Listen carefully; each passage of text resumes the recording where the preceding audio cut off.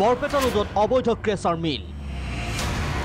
প্ৰশাসন বন বিভাগক মেনেজ কৰি চলাই বেহা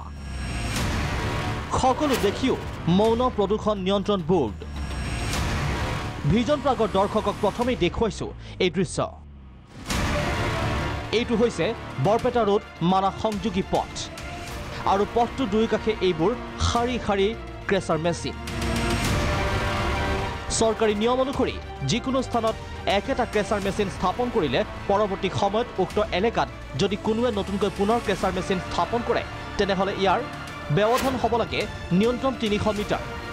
কিন্তু এই স্থানত 300 মিটাৰ ব্যৱধানটো দূৰৰেই কথা 50 মিটাৰৰ ব্যৱধান নাই এটাৰ পৰা আনটো ক্ৰেচাৰ মেচিনৰ তাতকৈ ডাঙৰ কথাটো হ'ল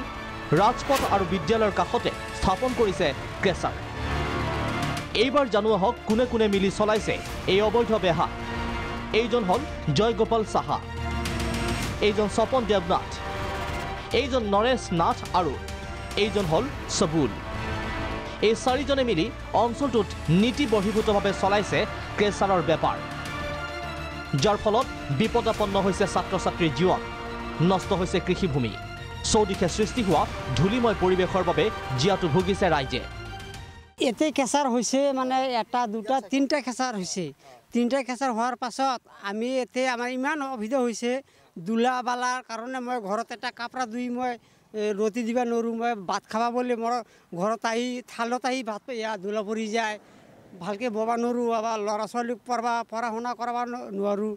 আৰু আমাৰ বিৰাট অসুবিধা হৈ আছে মই এতে থাকাটো মোৰ টান হৈ আছে মোৰ ঘৰ বাৰী ভাঙি ইয়াৰ পৰা যাব লাগিব আৰু খেতি বাতিও নষ্ট কৰিলেও খেতি বাতিটো নষ্ট হৈ যায় ফলবিলাক নহয়